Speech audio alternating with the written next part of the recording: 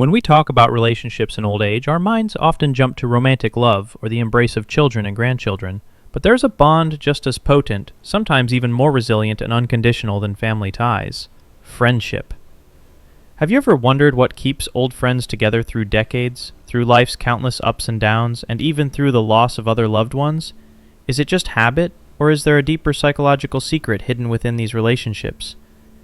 The reality is, friendships for older adults aren't just emotional support systems, they are robust pillars for their psychological and physical well-being.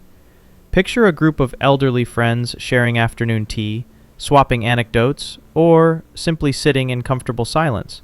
Every wrinkle on their faces, every glance exchanged holds a vast reservoir of shared history, years spent together in school, enduring wars, raising families, and watching their children and grandchildren grow.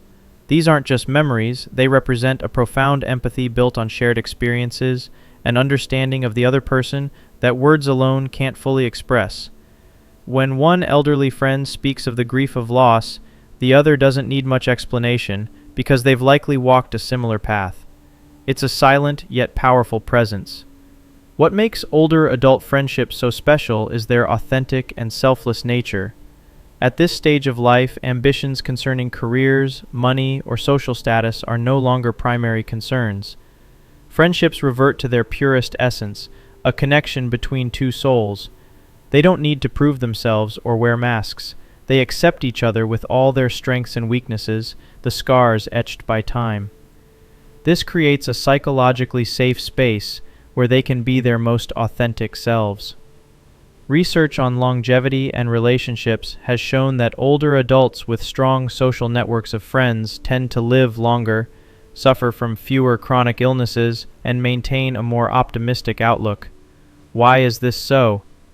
It's not just about social support, it's precisely the feeling of belonging, being understood, and being unconditionally accepted that generates this power. It frees them from the burden of loneliness, a silent killer, far more insidious than we often imagine. Do you ever feel relieved when you can confide everything to a close friend without fear of judgment? For older adults, that feeling is exponentially more precious. Friendships in old age also possess another fascinating characteristic: the ability to adapt and maintain connections despite distance and time. Many close friends might live half a world apart for decades, yet a phone call, a letter, or a rare reunion is enough to rekindle their bond as naturally as if no time had passed. This demonstrates that for them, the quality of the relationship often outweighs the frequency of interaction. They cherish every moment, every shared word. A prime example is the story of two elderly men, best friends since childhood, living on opposite sides of the globe. For years, their contact was limited to letters and a few rare calls. But whenever they had the chance to meet, they'd talk animatedly, as if it were just yesterday. What kept them connected? Not just shared memories, but absolute trust and mutual recognition of the life values they built together. They are often the only ones who remember each other's younger selves, their naive dreams, their early mistakes. It's a mirror reflecting the past that no one else can provide. Finally, the friendships of older adults offer a profound lesson in balanced giving and receiving. They no longer prioritize what they can get from a relationship. Instead, they find joy in sharing their experiences, encouraging each other through illness, or simply enjoying the small moments of life together. This creates a positive feedback loop of support, where each person feels valued and appreciated. So, when we see elderly friends gathered together, don't just see graying heads. See the power of resilience, the depth of emotions nurtured over time, and a vivid testament that true friendship can overcome all barriers, becoming an invaluable legacy of life. Are we truly valuing our own friendships enough? Or are we too focused on fleeting pursuits, missing out on the genuine connections that bring lasting happiness? We've just explored the incredible resilience of long-standing friendships in old age. But let's be honest, not everyone is fortunate enough to maintain those lifelong bonds. life happens. Spouses pass away, friends move, families scatter, and that often leaves a gaping void. So the challenging question becomes, what happens when profound loneliness sets in during later life? And how do people, despite their age, actively seek out and build new relationships that bring joy and meaning? This isn't just about finding a new romantic partner, it's about the broader human need for connection, a need that doesn't diminish with a person's years. The stark reality is that loneliness isn't just a feeling, it's a significant health risk for older adults. It can lead to depression, anxiety, cognitive decline, and even physical ailments. Imagine waking up day after day to an empty house, the silence echoing louder than any noise. The phone rarely rings, and social invitations dwindle. This isn't just sadness. It's a deep, pervasive sense of isolation that can erode the spirit. Society often expects older individuals to gracefully accept solitude, to retreat into their homes. But this expectation ignores a fundamental psychological truth. Humans are wired for connection, regardless of age. Denying this need can be devastating. So, how do older adults attending a senior center, or even striking up a conversation with a new neighbor? These aren't grand gestures, but they represent a powerful push against the natural tendency to withdraw. Think about the vulnerability involved, putting yourself out there again, risking rejection or feeling awkward. For someone who might have been socially adept in their youth, this can feel like learning a new language. Psychologically, overcoming this inertia is a huge feat. It requires a shift in mindset from passive acceptance to active engagement. Many find solace and renewed purpose in shared interests or hobbies. A gardening club, a book group, a volunteering initiative.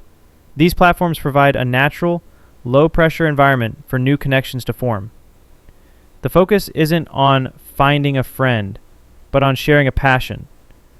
And often, genuine friendships blossom organically from there.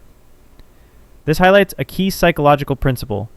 Shared activities create shared experiences, which are the building blocks of any meaningful relationship. The beauty of these newly formed relationships in later life is their unfiltered authenticity. Older adults have often shed the need for social performance or superficial interactions. They appreciate genuineness. When they connect with someone new, it's often based on shared values, life experiences, and a mutual understanding of what truly matters at this stage of life. There's a refreshing honesty, a willingness to be vulnerable and open about their pasts, their joys, and their sorrows. This level of transparency fosters deeper, more meaningful bonds much faster than what might happen in younger social circles. Consider the unexpected friendships that emerge from support groups, perhaps for those grieving a loss or managing a chronic illness. While born from shared pain, these connections evolve into profound bonds of empathy and mutual support. There's an inherent understanding, a silent acknowledgement of suffering that creates an immediate, deep rapport. These aren't just acquaintances, they become lifelines, sources of comfort and resilience.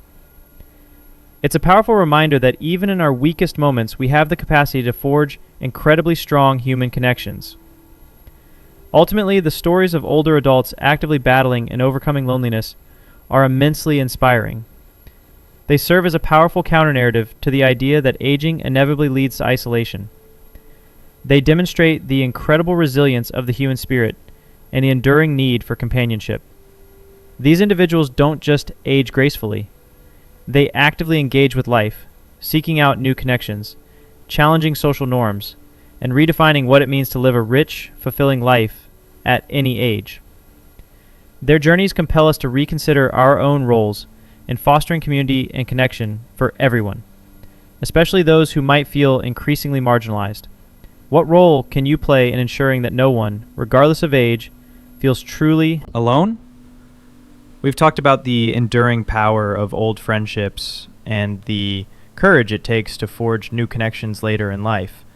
But for many older adults, the foundational pillars of their social and emotional well-being often rest on two crucial networks, family and community. Have you ever considered how deeply intertwined these relationships are and how their evolution impacts the mental and emotional landscape of aging? It's not just about getting help when needed, it's about the profound psychological comfort of belonging, of being seen, and of having a purpose within a larger framework. For many older individuals, family, whether biological or chosen, remains the primary source of connection. This can be a beautiful and complex dynamic.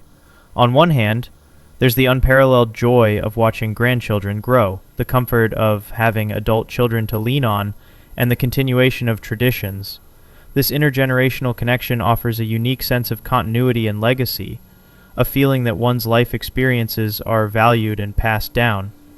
Psychologically, this provides immense validation and a powerful antidote to the feeling of becoming irrelevant. Imagine the satisfaction of sharing a family recipe, telling a story from your youth, and seeing the spark of recognition in a grandchild's eyes. This isn't just a casual interaction. It's a reaffirmation of one's identity and enduring significance.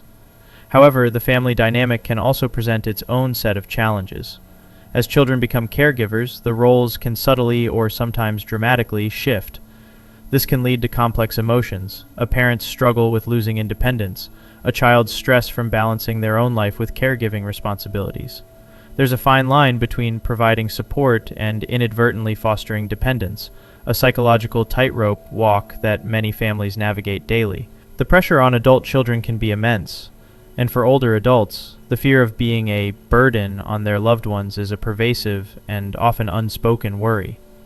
This fear can lead to self-imposed isolation, where individuals might hide their struggles rather than ask for help, precisely because they cherish their family and don't want to cause distress. This highlights a critical point. While family is often the first line of defense against loneliness and isolation, it's not always sufficient on its own. That's where the power of community steps in. Think about local senior centers, religious organizations, volunteer groups, or even just regular gatherings at a coffee shop. These community hubs offer a vital alternative or complement to family support. They provide opportunities for social interaction that are often less emotionally charged than family dynamics, allowing for connections based purely on shared interests, companionship, or a desire to contribute. The psychological benefits of community engagement for older adults are profound. Participation in community activities fosters a sense of belonging outside the family unit, reducing the feeling of isolation and reinforcing their identity as active, contributing members of society. It's a chance to meet new people, engage in stimulating conversations, and even pick up new skills. This can boost self-esteem and provide a renewed sense of purpose. Imagine an elderly person who, after retirement, feels their identity has diminished. Joining a community knitting club or a men's shed group can suddenly provide a new social circle, new challenges, and a new reason to get up in the morning. This combats the psychological impact of role loss that often accompanies aging. Moreover, contributing to the community through volunteering can be incredibly empowering. It shifts the narrative from being cared for to caring for others, reinforcing a sense of agency and value. Older adults bring a wealth of experience, wisdom, and life skills to these roles, making invaluable contributions. This act of giving back is a powerful psychological boost, fulfilling a deep human need to be useful and to make a difference. It's a testament to the idea that age doesn't diminish one's capacity to contribute meaningfully to the world around them. Ultimately, the interplay between family and community forms a robust support system that allows older adults to thrive. When both pillars are strong, individuals experience a greater sense of well-being, reduced feelings of loneliness, and a higher quality of life. It's a delicate balance requiring open communication within families and active promotion of community resources. These relationships remind us that human connection in all its forms, familial, friendly, communal, is not just a nice to have. It's a fundamental psychological need that sustains us through every chapter of life. How can we, as individuals and as a society, ensure these vital networks remain strong and accessible for our elders?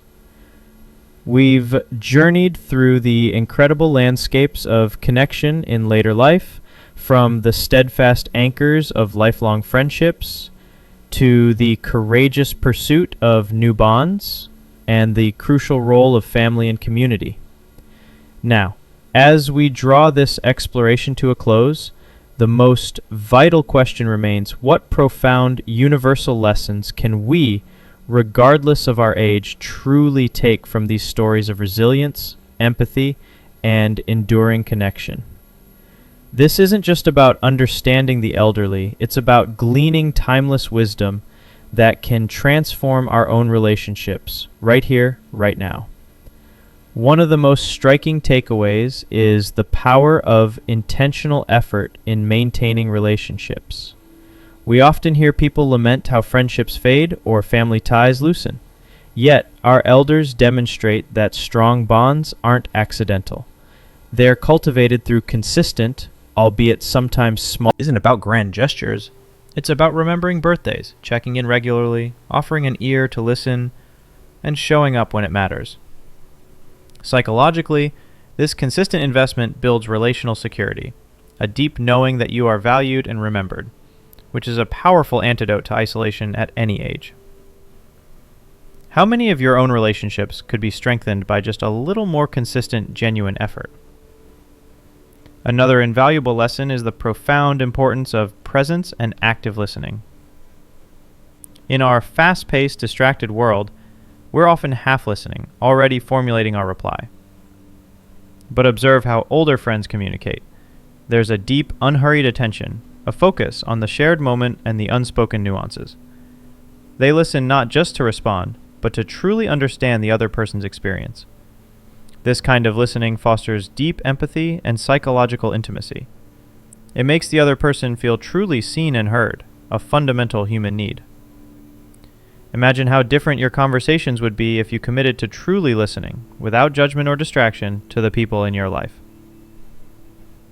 This practice doesn't just benefit the other person, it enriches your own capacity for connection and understanding.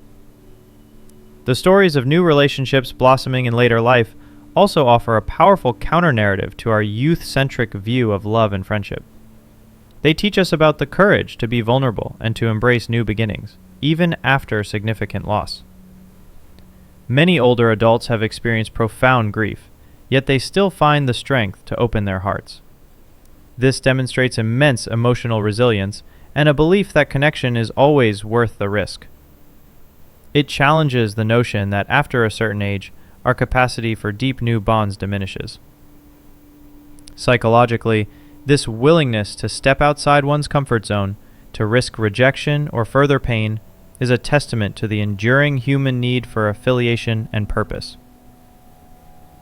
Are we, in our own lives, sometimes too afraid to take that leap, to connect with someone new for fear of what might happen? Finally, the multifaceted support systems of family and community highlight the critical need for a diverse relationship portfolio. Relying solely on one type of relationship, be it a romantic partner or immediate family, can leave us vulnerable to profound loneliness if that pillar crumbles.